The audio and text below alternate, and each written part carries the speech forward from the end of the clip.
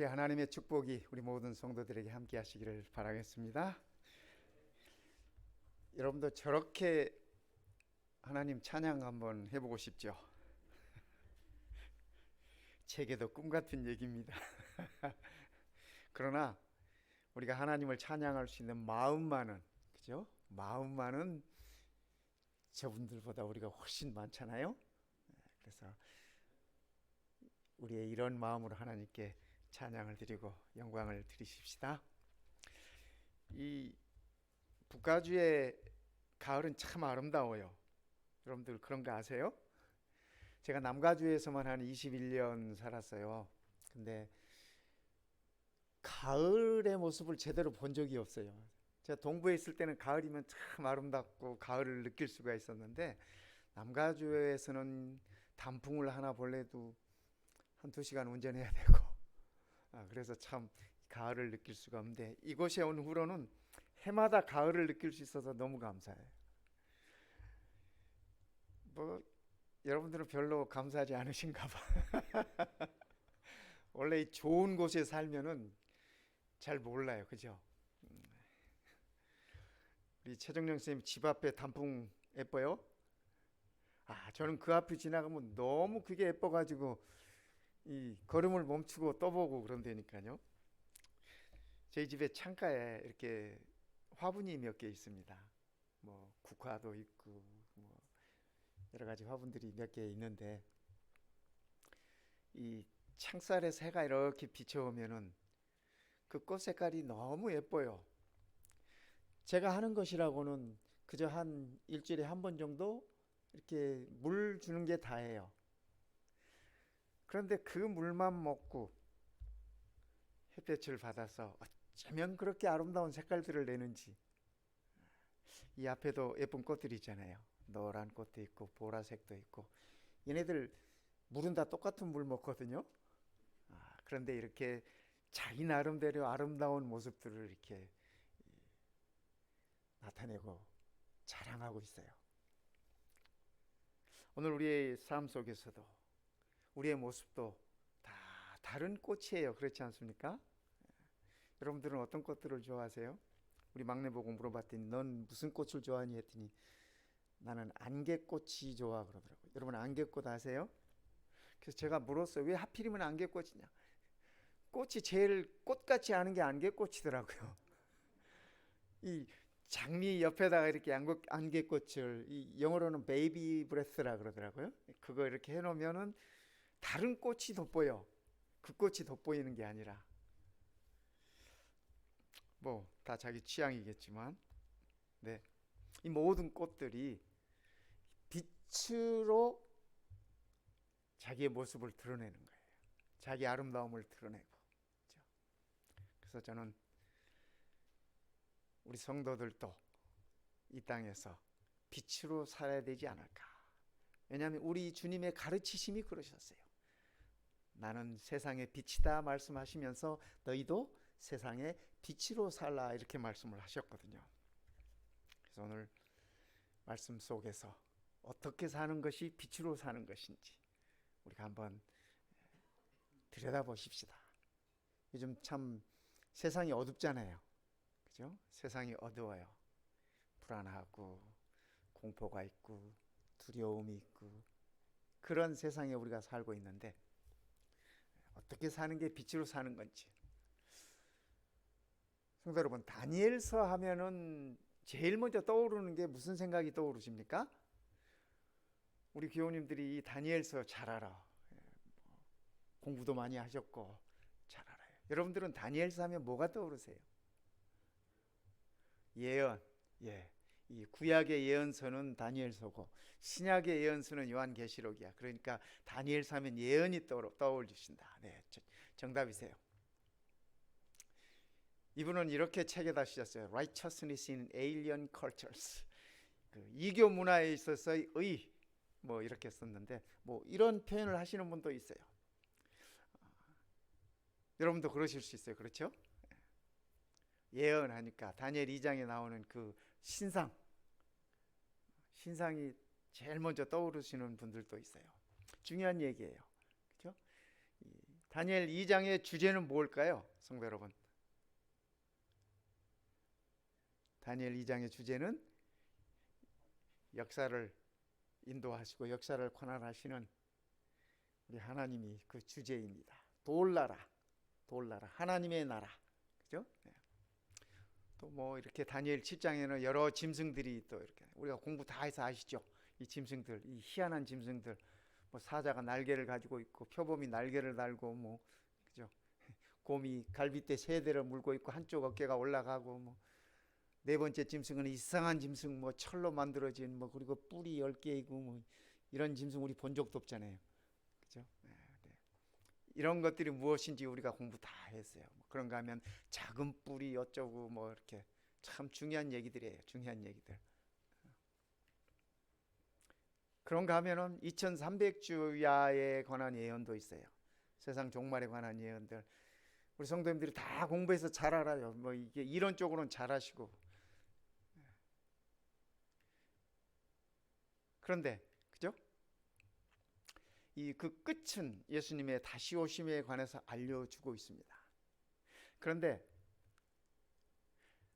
정작 이 글을 썼던 다니엘은 이 많은 예언들과 이 많은 기별들하고 무슨 상관이 있었나요? 그죠? 다니엘이 살아 생전에 이 기별들을 기록하였지만 때로는 그가 계시를 보고 무슨 계시를 보았는지조차 몰라서 하나님께 기도하고 이게 무슨 의미입니까? 무슨 뜻입니까? 하고 이렇게 하나님께 물어볼 수밖에 없는 그러한 상황입니다. 다니엘이 BC 605년에 바벨론으로 포로로 잡혀갔으니까, 그죠? 두 왕국, 바벨론과 페르시아 두 왕국에 걸쳐서 다니엘이 이렇게 살고 또 그가 사역하고 그랬어요. 그런데 이 많은 기별들, 이 중요한 우리가 예언이라고 하는 그 기별들, 그 메시지들이 다니엘에게는 무슨 의미가 있었을까? 여러분 한번 생각해 보셨습니까? 뭐 다니엘이라고 표현하니까 그런데 요한계시록 하십시다. 우리가 지금 이 신약 시대 세상 끝에 살고 있다고 하니까 요한계시록에 나와 있는 많은 예언들이 다니엘서가 포함하고 있는 많은 예언들과 같은 예언들이에요. 그렇죠?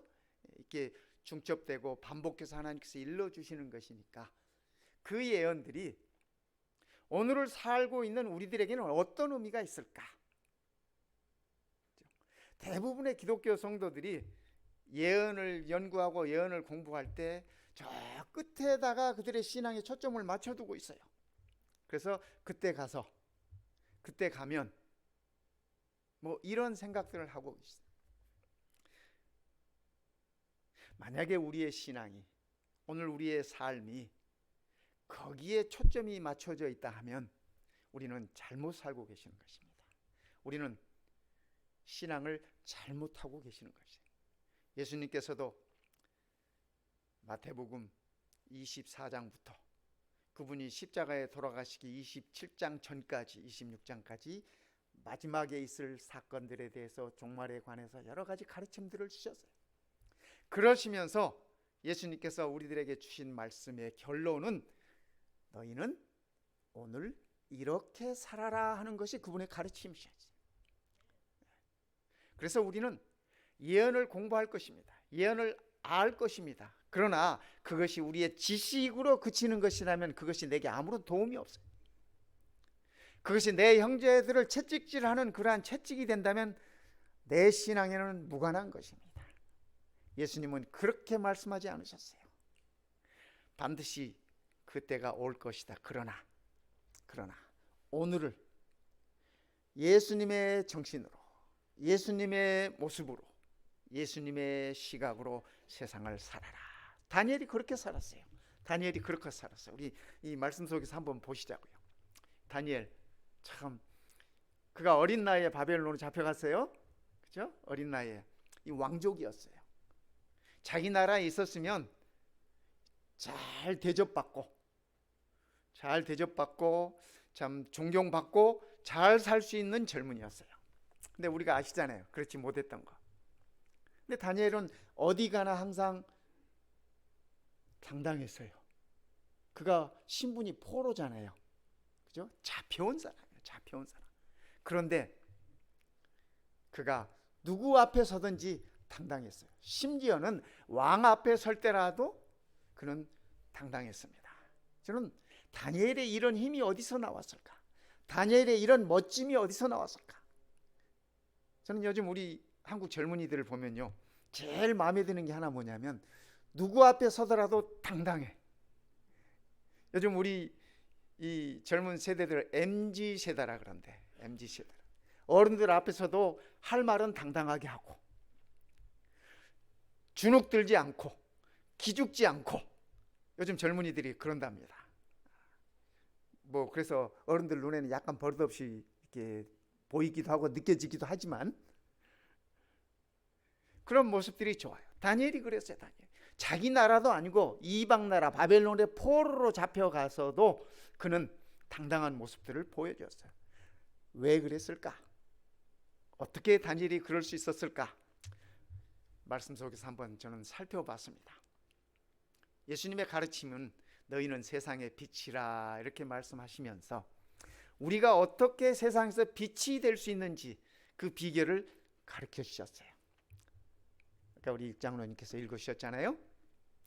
예수께서 또 말씀하여 이르시되 나는 세상의 빛이니 나를 따르는 자는 어둠에 다니지 아니하고 생명의 빛을 얻으리라. 그러니까 우리가 생명의 빛이 되는 것은, 우리가 세상의 빛이 되는 것은 내 빛이 아니라 예수를 따름으로, 예수님을 따름으로 인해서 그분이 내게 허락하시는 빛이에요. 그것이 생명의 빛이고 우리가 빛으로 살아가는 방법이에요. 저는 다니엘의 삶을 이렇게 들여다봤습니다. 다니엘서에서. 근데 다니엘은 정말 마치 예수님의 이 말씀을 들은 것처럼, 그렇죠? 예수님께서 이 말씀을 신약에서 하셨지만 구약에 살펴보면 이런 가르침들이 다 있어요. 다니엘이 어려서부터 가정에서 부모에게서 신앙 교육을 받으면서 그 사실을 가슴에 새기고 있었던 것 같습니다. 다니엘은 어떻게 세상의 빛으로 살 수 있었을까? 첫 번째, 그는 패배할 때 낙심하지 않았어요. 의인은 7번 넘어질지라도 8번 일어나는 것이 의인이라고 잠언서에 얘기하고 있지 않습니까? 다니엘이 그랬습니다. 다니엘이 그랬어요. 다니엘 1장 1절에 보면 이렇게 다니엘서를 시작합니다. 유다 왕 여호야김이 다스린 지 3년이 되는 해에 바벨론 왕 느부갓네살이 예루살렘에 이르러 성을 에워쌌더니 여호야김 왕 때, 이 여호야김은 유다 왕 18대 왕입니다. 18번째 왕이에요. 이 왕이 이 돼서 3년 되던 해에 바벨론 왕이 침공을 해왔습니다. 그래서 예루살렘을 다 이렇게 포위했습니다. 이런 상황에서 주께서, 여기 주는 하나님이십니다. 여호와 하나님께서 유다 왕 여호야김과 하나님의 전은 하나님의 성전의 그릇 얼마를 그의 손에 넘기심에, 느부갓네살 바벨론 왕의 손에 넘기심에 그가 그것을 가지고 신할 땅 자기 신들의 신전에 가져다가 그 신들의 보물 창고에 두었더라. 유대 나라 입장에서 보면 이것은 정말 비극입니다. 정말 참을 수 없는 굴욕이고 나라를 잃어버리는 것입니다. 왕을 포함해서 모든 쓸만한 사람은 다 포로로 잡혀간 것입니다. 얼마나 수치고 얼마나 굴욕입니까? 우리 대한민국도 그 경험 해봐서 알잖아요. 36년 동안 일본에게 그러한 것들을 경험했잖아요. 그래도 우리가 일본에게 당한 것은 유대 나라가 바벨론에 당한 것에 비교하면 아무것도 아니야. 그렇죠. 그래도 우리는 지금도 막 이렇게, 우리 어른들은 일본 얘기만 나오면 치를 떠셔요. 그 경험하셨던 분들이라 그래요. 하나님께서 그 일을 허락하신 거예요. 주께서 그의 손에 넘기심에 선지자 예레미야를 통해서 여러 번 말씀하셨어요. 너희가 너희가 내 말에 귀를 기울이지 않으면 이방 나라로 넘어가게 될 것이다. 애굽과의 관계를 끊고 바벨론으로 너희들이 손을 잡아라. 여러 번 말씀을 주셨는데 이 백성들이 그걸 거절합니다. 그래서 끝내는 하나님께서 그 일을 이제 실행을 하셔요. 이 젊은이들 말입니다. 다니엘과 그의 제 친구들이 나오지 않습니까? 젊은이들이 다 왕족들이고 준수하고 생긴, 또 아주 머리가 뛰어나고, 바벨론 왕이 이 청년들을 데려다가 교육시켜서 쓸만하다 싶은 아이들을 데리고 간 거예요. 그래서 그들을 궁전에 데려가서 교육시키고, 왕이 환관장 아스부나스에게 말하여 이스라엘 자손 중에서 왕족과 귀족 몇 사람 곧 흠이 없고 용모가 아름다우며 모든 지혜를 통찰하여 지식에 통달하며 학문에 익숙하여 왕궁에 설만한 소년을 데려오게 하였고. 제가 한번 생각해 봤어요. 느부갓네살 왕이 이렇게 명령을 해서 젊은이들을 이렇게 선별해 간다면, 내가 그 당시에 젊은이였다면 여기 못 끼었을 것 같아. 보니까 흠이 없고, 저는 흠이 많아. 용모가 아름다우며, 용모의 아름다운 것하고는 전 거리가 멀어. 모든 지혜를 통찰하며, 아무리 생각해도 전 아닌 것 같아요.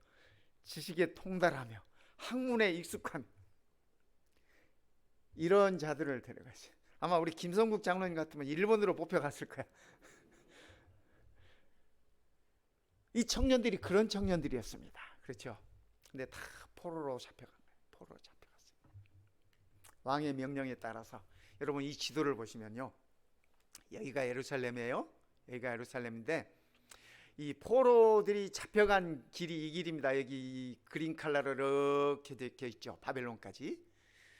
이 예루살렘에서부터 이 느부갓네살 왕에 의해서 포로로 이렇게 바벨론까지 잡혀갔어요. 이 길이 다 사막길입니다. 사막길이에요. 황야예요. 황야. 이 캘리포니아 광야처럼 그런 길입니다. 이 당시에 포로가 잡혀갈 때 뭐 차 태워서 가겠습니까? 낙타 태워서 가겠습니까? 아니요. 다 맨발로 끌고 가는 거예요. 발에는 서로 이렇게 착고를 채우고 도망가지 못하게, 힘 못 쓰게 착고를 채우고, 그 뜨거운 태양 아래 걸어서 가는 거예요. 걸어서. 그 먼 길을 걸어서 가는 거예요.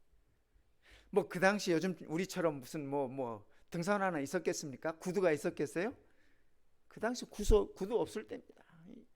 집신, 우리말이 집신이지. 이 사람들 샌들, 그죠? 그런 신발 신고, 뭐 신발이나 제대로 있었겠습니까? 전쟁통에 붙들려 가지고 끌려가는데, 그죠?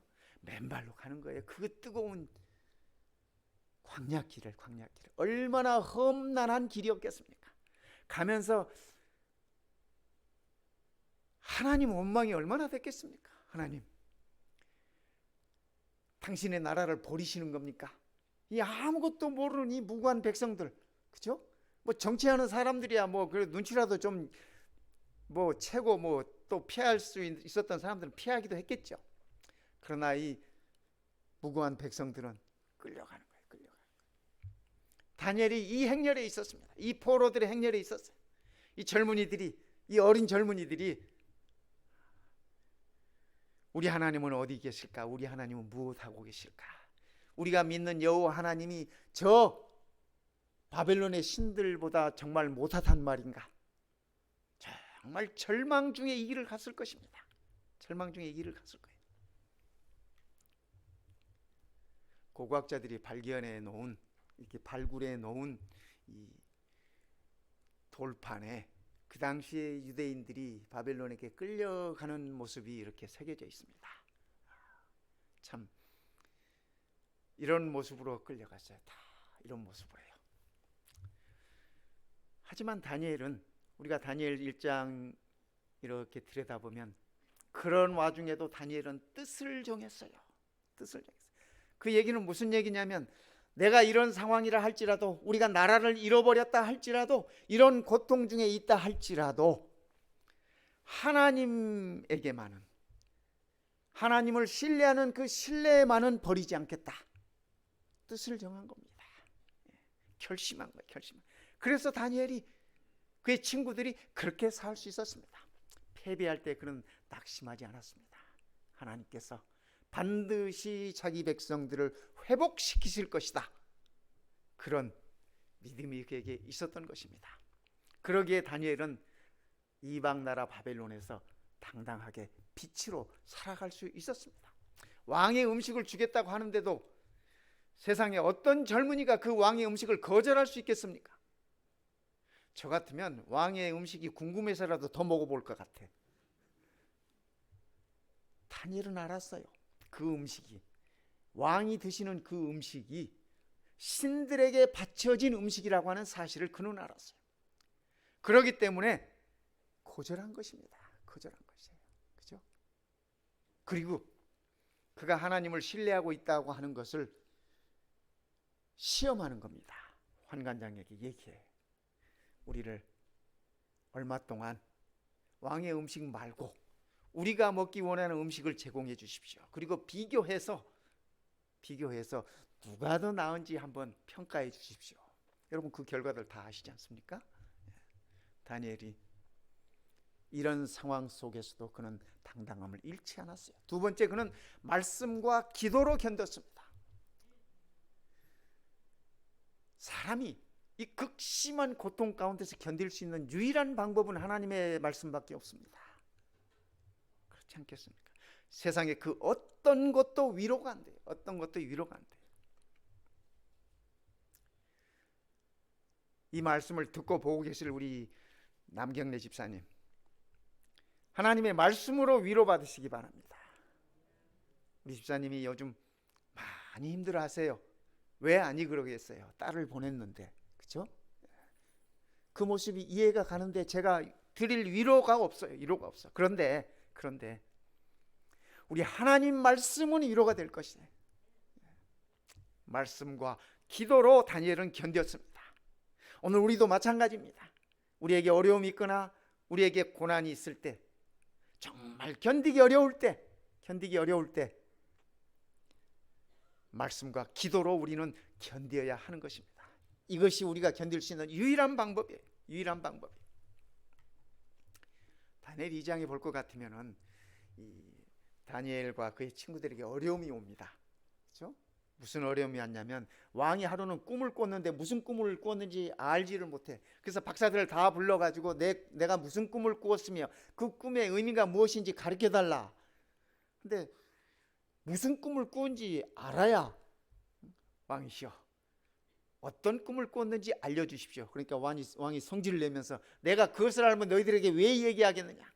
너희들이 그동안 잘 먹고 잘 살고 대접받고 박사로서 그렇게 살았는데 내 꿈을 알아내지 못하고 해석하지 못하면 너네들은 다 죽을 것이야.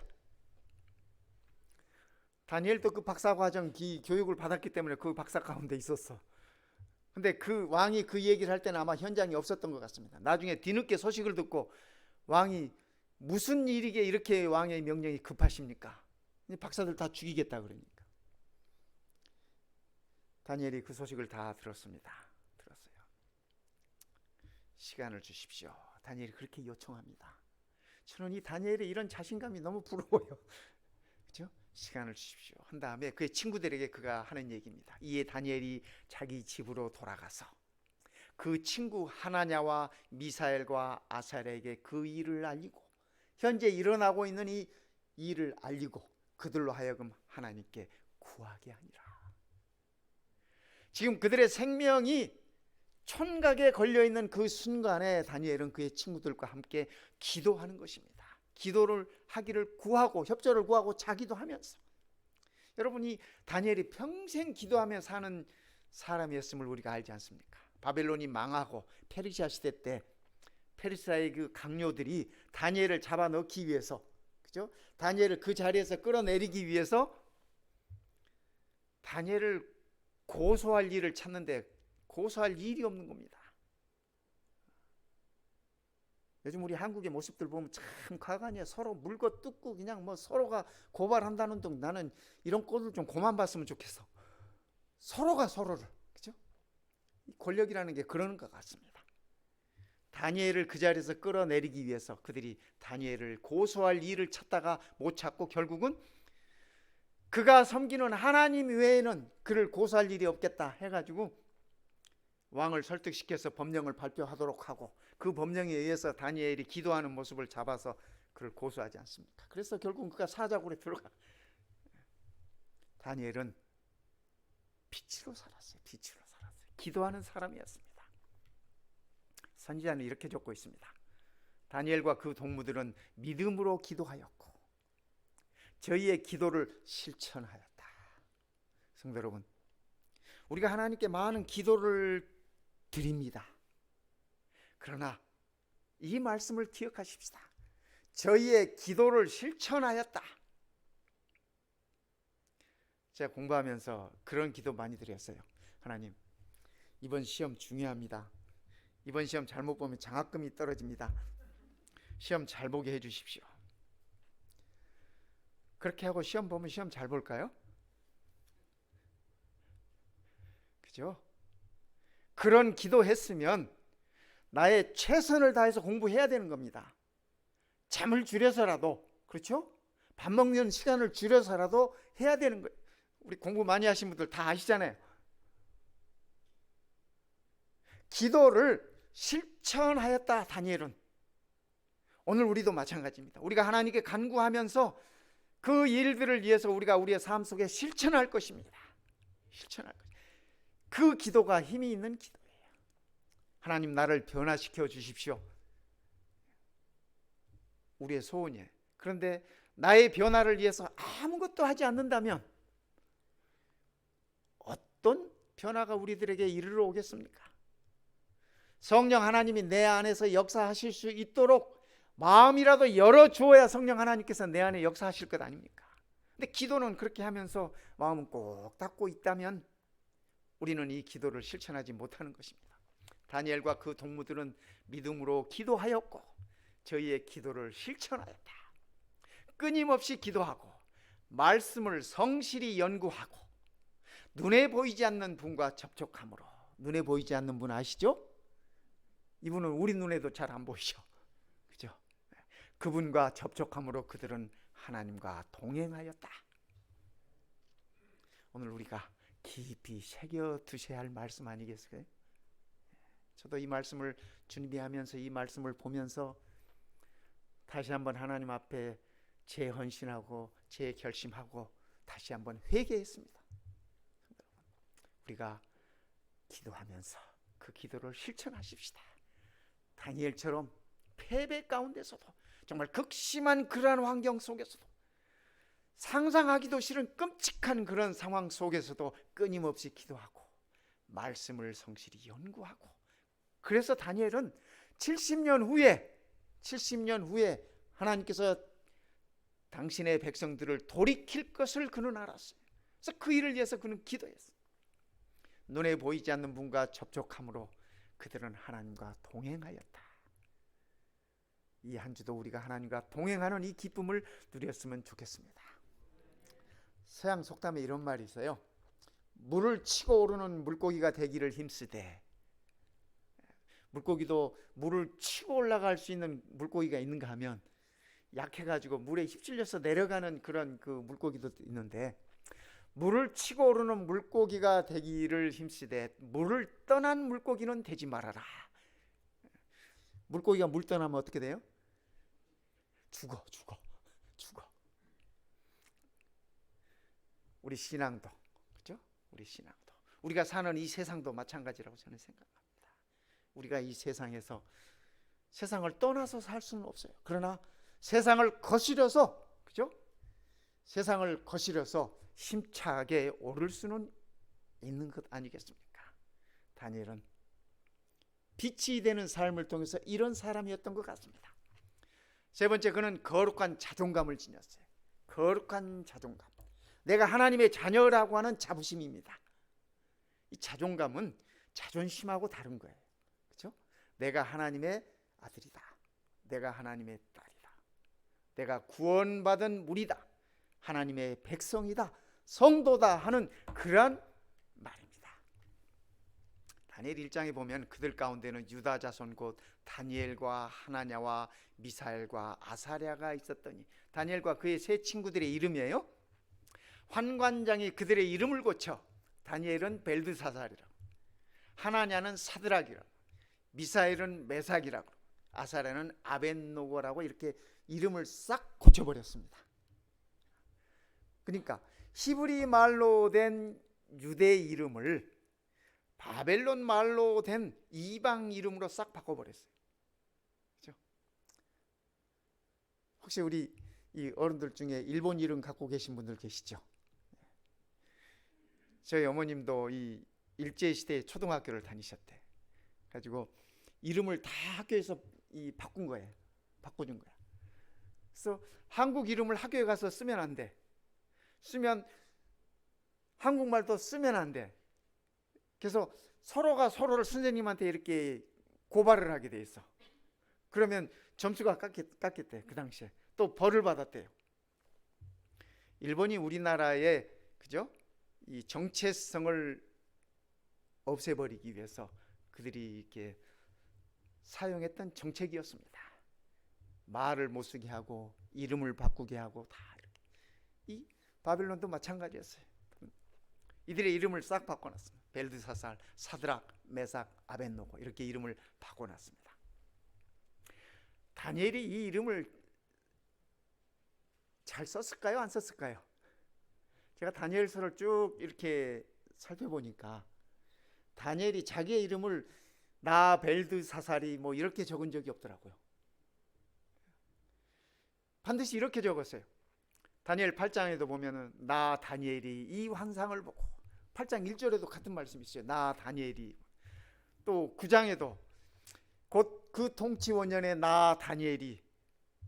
저는 이 모습을 보면서 다니엘이 왜 자기의 이름을, 지금 다니엘이 이 말씀을 기록하고 있을 때가 바벨론에 있을 때 아닙니까? 그죠?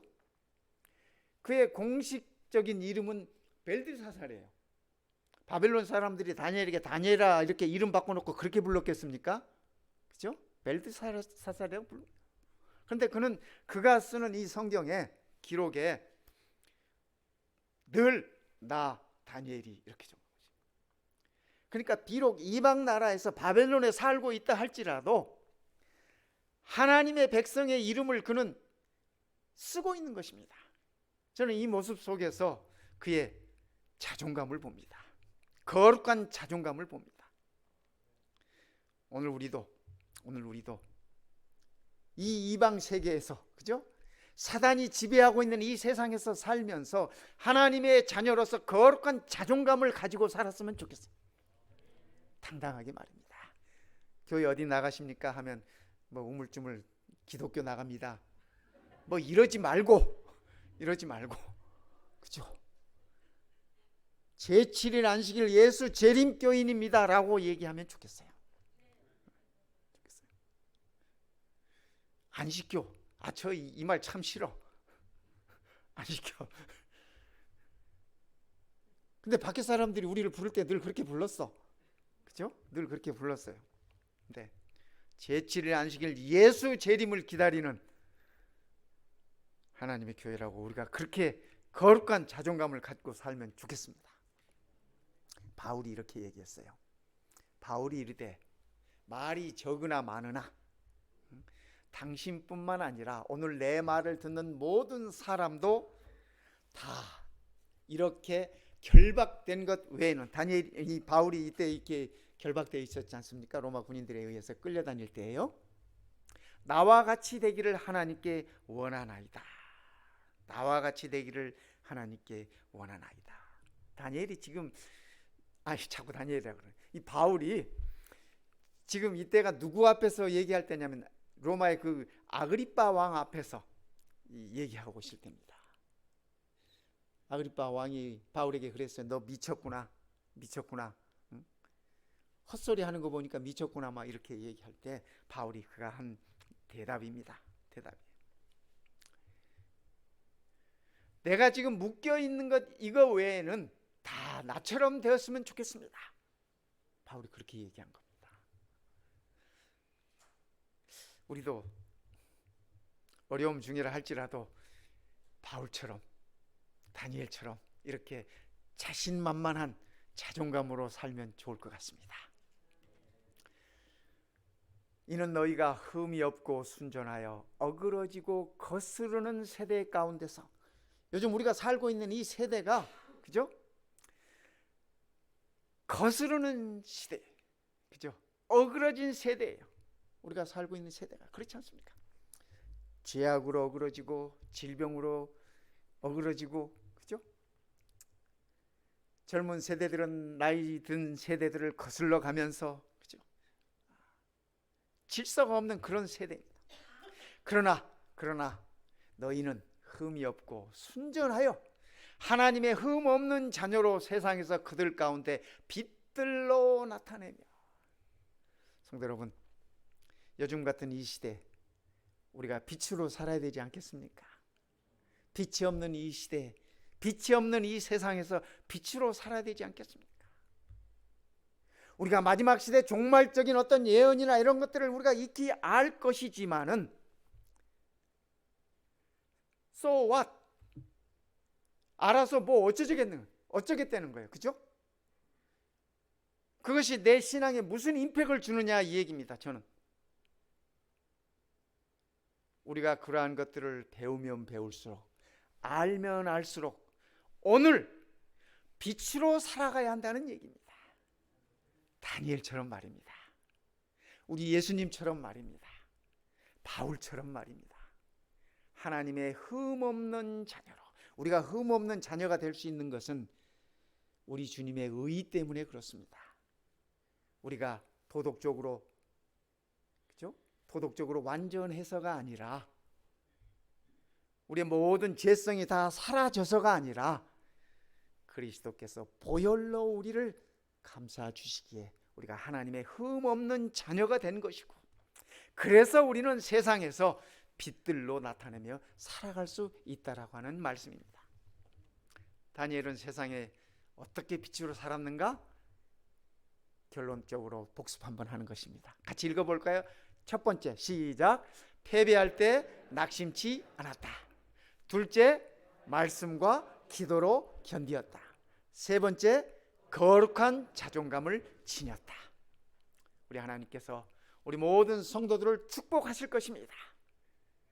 결론으로 우리 주님의 말씀 한 번 더 읽으십시다. 예수께서, 시작. 예수께서 또 말씀하여 이르시되 나는 세상의 빛이니 나를 따르는 자는 어두움에 다니지 아니하고 생명의 빛을 얻으리라. 아멘.